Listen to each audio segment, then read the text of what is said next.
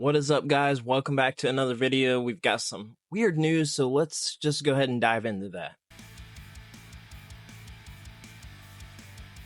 So we got some news today that apparently the PS5 is in its latter half of the life cycle, which seems kind of weird considering it's 2024. Console came out at the end of 2020, so we're not even hitting the 4-year mark yet.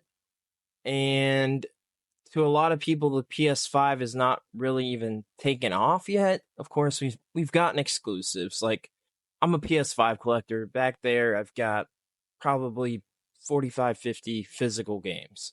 Massive amount of digital games. I love my PS5. I think it's a phenomenal console.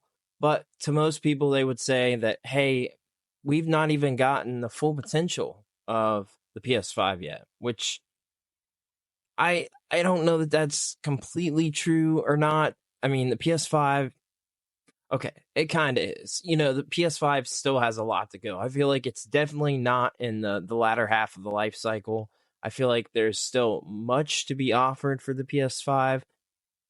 I feel like that we were going to have an extended console life cycle this time around. And with, the rumors of having a PS5 Pro essentially coming out has been, kind of rampant and all over the place. And we've seen tons and tons of leaks and rumors on that.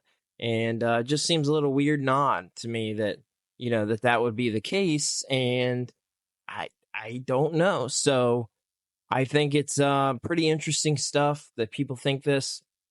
Again, no idea. Why would we be in the latter half of the life cycle? Literally, the console has not even been out for 4 years. If we're talking the 5-year point, we're in the latter half. Sure. A normal console life cycle, 6 years or so.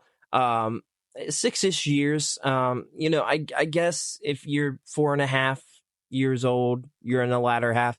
Depends on how you look at it. Console life cycles are all over the place. They're always different. And you never know. It depends on the console and how well it does. But considering we have the Nintendo Switch and the Xbox Series X, both the Xbox and the PS5 launching, days apart, essentially, I would not think personally that we're in the latter half of the life cycle. But let's go ahead and dive into this article from Game Rant because it's pretty interesting stuff.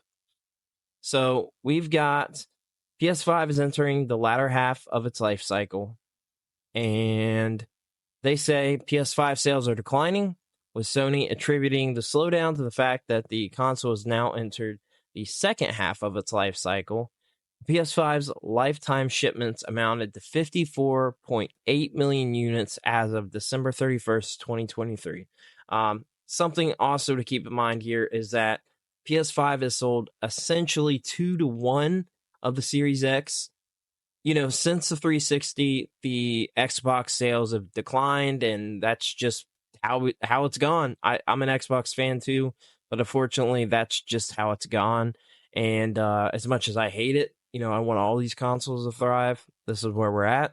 No major titles from existing PlayStation franchises will be released before spring 2025. Sony is also planning to ease up on its acquisition activity in the meantime. Oh my God. No major titles from existing properties will be released before spring 2025. Okay, then I bet we better be getting, some other new franchises then, because what? we're not going to get any additional games from established franchises. I mean, look, I'm 100% on board for new franchises. I love that. I want to see new stuff. If that's the case, great.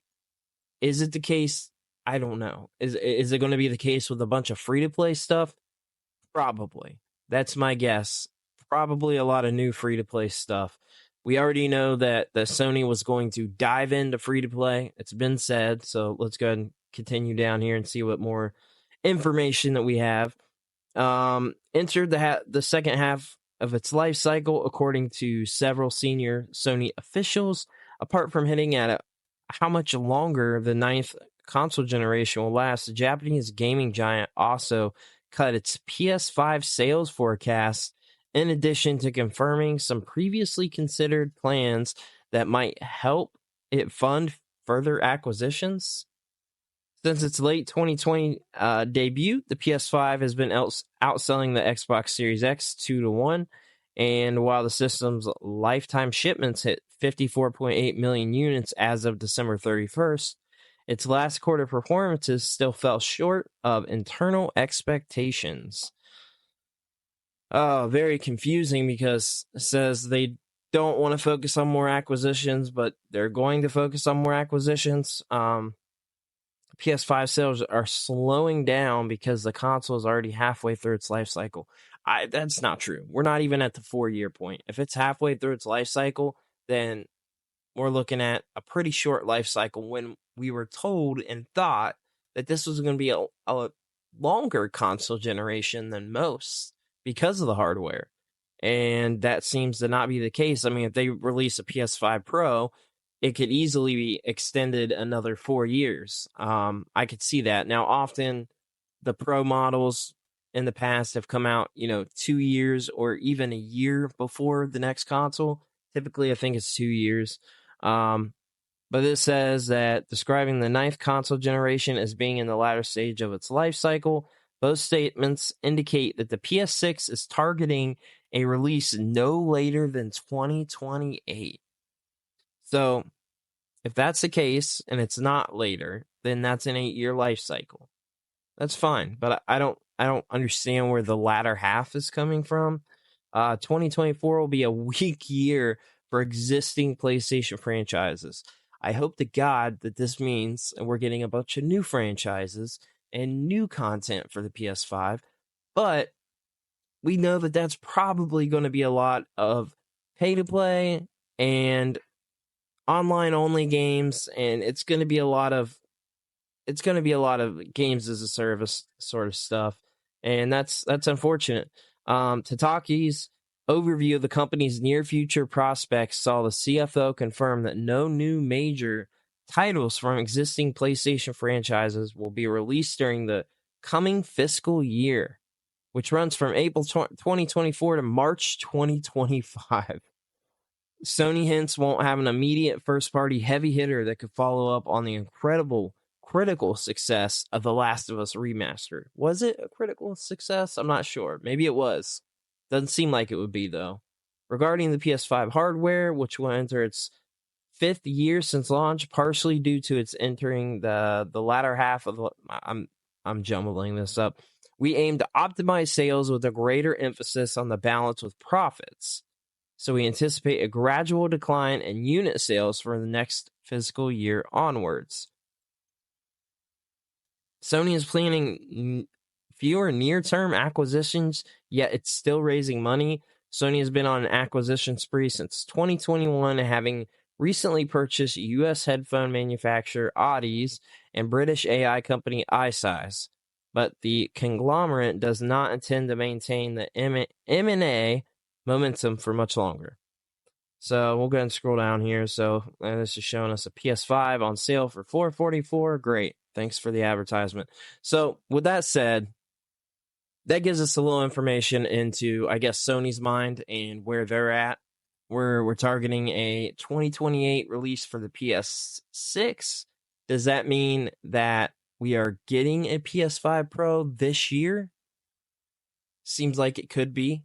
We've heard leaks and rumors about this before, and more so on the rumor side, but I don't know. It's hard to say. I think we could get a PS5 Pro this year. If not, it's next year. We're certainly getting one. If they are saying a 2028 release date, then we're absolutely getting a console refresh somewhere in the middle. I mean, they're not going to run the PS5 through 8 years. Tech gets outdated so quick. PC will be way ahead of PS5 if it were to stick with the hardware it has now until 2028. Like, we would just be so behind. And it's crazy to me because I love PlayStation. But what's wild is that even on the PS5 box, they advertise 8K, and we've not even optimized 4K 60 yet. It is there, but it is not optimized. it you run it with any game and you get mixed results, right? Game to game. That means it's not optimized. One game might look better than the other. Even that game might have some spots where you see stuff if you go into the 120 hertz range. Um, Again, it depends. You might get a little blur, you might get a little stuff going on. So I think 4K 60 needs to be truly fully optimized, or 1440p. Like, we haven't optimized that completely yet. I think we need to focus on where we're at now. It's crazy to me that the PS5 box advertises 8K. It's just insane. But here we are on this sort of thing again, where it's almost like a misleading advertisement, because 8K is nowhere near being optimized, and it's also not adapted to most households yet, not even remotely. I feel like 4K just in the last like 2 years has become adopted by most people. It's pretty standard with TVs now, so makes sense.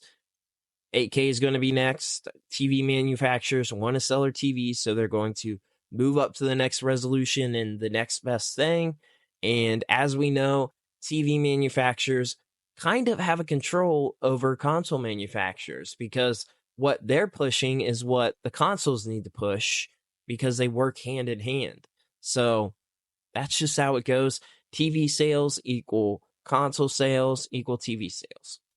That it's as simple as that. So whether we're in the latter half, whatever, 2028 release date, that's interesting. That'll give us roughly an 8-year life cycle, which I would say is potentially a little longer than most. And that's fair. I mean, I don't know how we're in the latter half yet. I feel like once the PS5 Pro comes out, then we might consider being in the latter half, because that typically is a sign that, hey, we're working on the next console. So let me know what you think. I do hope that PlayStation starts making better moves here. They talked about less acquisitions, which I think is good. Less acquisitions is needed. Focus on what we have.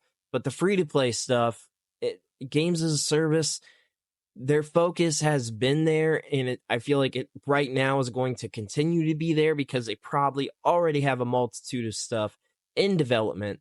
Foam Stars just came out. It's garbage. It sucks. It is not a Splatoon killer. It's got major problems, frame rate issues, resolution issues. The game itself is like almost unplayable. You can't see what's happening in the game. That's another game where it's trying to compete with Splatoon, but has all these microtransactions, and it's free on PS Plus, but I don't know. I hope for the best for the future of PlayStation, because I love my PS5. I want to see it thrive. I want to see Sony thrive. I want all these consoles to stick around and compete with each other, because competition is good. It helps the manufacturers, want to up each other and do better. And competition always brings out the best in these companies. So let me know what you think in the comments down below. Is this good? Is 2028 a good release date? Are less acquisitions? Is that good? Are we in the latter half of the life cycle? Let me know in the comments. Subscribe. It always helps. And this is Brandon. I'll see you later.